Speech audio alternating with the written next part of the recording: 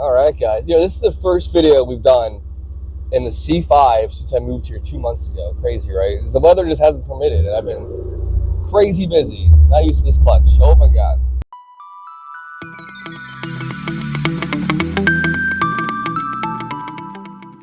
All right, guys. So today is going to be kind of a different one. Not normal by my standards as far as DIY or talking cars, but we are in the C5Z. That's a win. This is the first nice day we've had since like December 12th, above 65. I'm enjoying it. So yeah, I'm in the middle of putting a shed together for my backyard to start the garage. I came across a video on YouTube, like abandoned stores or whatever, and one of them was Radio Shack. I was like, man, I used to love Radio Shack. So long story short, where I moved to, in North Carolina, there's a Radio Shack 15 miles away. So I'm going to go see if that's accurate. I don't know if it's open, but we're going to go check it out. And with that being said, kind of another little weird thing today, which I don't normally do, is talking conspiracy stuff. If you're watching the channel for the first time, keep in mind, this is not a conspiracy channel. This is not a science channel. This is a car/automotive/DIY channel. This is one of those in the margins type videos. So you probably ask you, why am I opinion on this? What's going on? So I was really sick for about 8 days. And I was in bed for like 3 days, just miserable. Almost like to the point of like fever dreams, man. It was terrible. I hate being sick. I'm such a busybody. I always have to be doing something. I hate being down for anything. Long story short, scrolling reels or shorts as one does on the YouTube, I came across a couple little reels on flat earth stuff, and I've been familiar with the flat earth movement for some time. I always thought it was silly. I still think it's silly. In any case, out of morbid curiosity, I scrolled through a handful of them, and it makes me laugh. It's cute.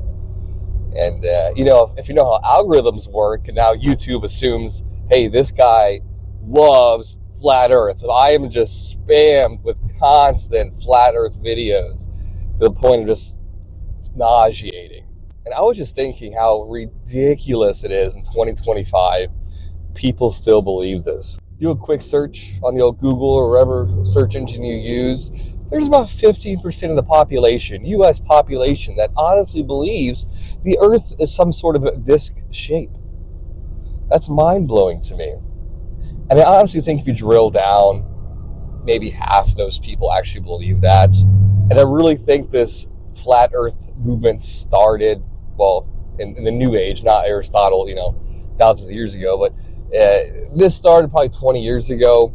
Someone just fucking around and thought it'd be funny, and it kind of caught on, and people started like going with it as just kind of a trolling other people. And it's kind of dangerous because people, especially young people, are very impressionable. And my kids one day in their adolescence could be like, Dad, they're going to come home and say, Dad, you know the earth is flat? And I'm going to explain it's not. And I will be able to tell them why it's not. But just off the cuff, I can give you 15 reasons why I know for a fact that the earth is in fact a globe. Lunar eclipses, ships on the horizon. I was in the Navy, for crying out loud. And I was lookout many times, and you see the ships, they disappear. It's very common. They do this every day. Sailors do this every day.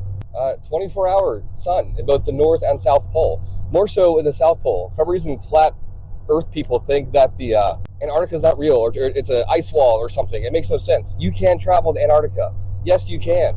And you can observe a 24-hour sun, given it's the correct time of year. Observable celestial bodies in the sky. Every other planet, our moon, all other moons, our sun, every other distant galaxy is all spherical in shape. Satellites, you can see them going through the sky. They only work in a globe model. Our cell phones work because of satellites. Very simple shadow experiments with different time zones. Constellations and stars from different times of the year. GPS only works in a globe model. Hurricanes, the International Space Station. And believe it or not, you can actually see the ISS zoom by you if you watch for it at dusk and dawn. Gravity, well, the theory of, I know gravity works, I'm not floating right now, but you take a mass, a large mass, not a small scale, but larger scale, things will get drawn to it. And flat earthers themselves, doing research, have debunked their own theory. There's one really good video on the internet somewhere where a guy tries to prove over a large body of water that a laser beam will stay straight a few miles away. But it doesn't. It actually follows the curve of the Earth. It's quite funny to watch. If you just search flat Earth guy laser on water, it'll come up. My own personal perspective, this one thing alone tells me that the world we live on is in fact a globe. Like I stated, I was in the Navy. I was on a submarine, a fast attack, a 688I class, Los Angeles class.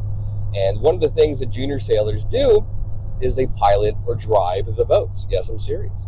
Either on the helm, which is the altitude or direction of the boats, or the planesman, which controls the bubble or the angle, if you will, of the ship. And one thing we would do on occasion, on being on the helm, is you'd fly by altitude, if you will. And actually, that's just a fancy way of saying you would navigate the boat not by depth, but actually de-floor using different sound techniques. And the only way this is possible is having a very competent quartermaster and navigator, okay? They check the charts or maps every 5-10 minutes to make sure we're at exactly where we're at. Make sure we don't run into underwater hill and or mountain. Very important. With that being said, all of these underwater atlases, maps, charts we have only work on a globe. If you were to take these and flatten these out like you would like an orange peel, it wouldn't work. It would all be distorted. It wouldn't be true. So I know for a fact that it's very important that all the charts and maps you had are on a globe scale, on a globe model. That is the only way we didn't die. And secondly, depending on where we pop up in the ocean, often whenever we go to PD, periscope depth, the stars will be different all the time. There's always lookout up in the sail. I love doing lookout. It was fun. The stars are crazy awesome in the middle Atlantic. But yeah, just using a very basic sextant, it's a tool for navigating stars, they change depending on where you are on the globe. In a flat disk, that would not work. My whole point of this video is that the flat earth movement's kind of dangerous because it's very impressionable people. And I really think of the 15% or so of people that believe this nonsense are in it for self-gain and or monetary value in some regard. And I agree, it's a hobby and there's much worse things they can be doing, meth or heroin, I agree. But it can also be dangerous and lead to misinformation and get a lot of people mad at each other for no reason at all. And here's the craziest part. If tomorrow, the agency that you hate the most, NASA, SpaceX, whatever, whoever you don't trust the most, came out tomorrow and said, flat earth people, you are right. The earth is a disk. We've been hiding it this entire time. They would not accept it. They would not accept it. And they would keep going with a different narrative. The earth is in fact hot dog shaped, star shaped, or it's a globe shape now. Some people just like to go against the grain, and some people, it's all they have. Just believing in something bigger than themselves. I'm not a conspiracy nut. Are some conspiracies true? 100%. The flat earth is not one. And even if it was, who gives a shit if it was flat?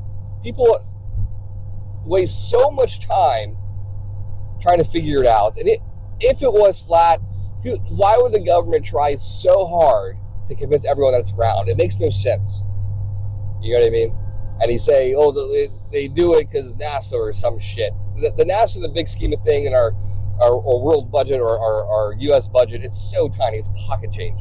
This is politics now. But in any case, yeah, that's my soapbox for the flat earth. It's silly, and it's just a bunch of people that like to go against the grain and will never be happy. So this is what it is. All right, guys, let's go find this Radio Shack. I'm really curious to see if this thing exists. All right, well, we made it. Totally a weird spot uptown. This is Elizabeth City, which is 2 cities away from where I'm at now. A little rough over here. Next to a tattoo and supply and a hair place. That's not too weird, but titty bar right there. Not expecting that. Looks like it's closed. Let's go check it out though. And it's not a real, it is a real Radio Shack. And but it's like an annexed version of Radio Shack. It is closed, unfortunately. Let's go check it out though.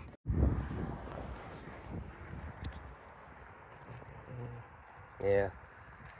Closed on the weekends. That sucks. I can't even see inside. But if you guys are interested, I'll come back and check it out when it's open. Kind of neat. I think there's like 10 left in the US.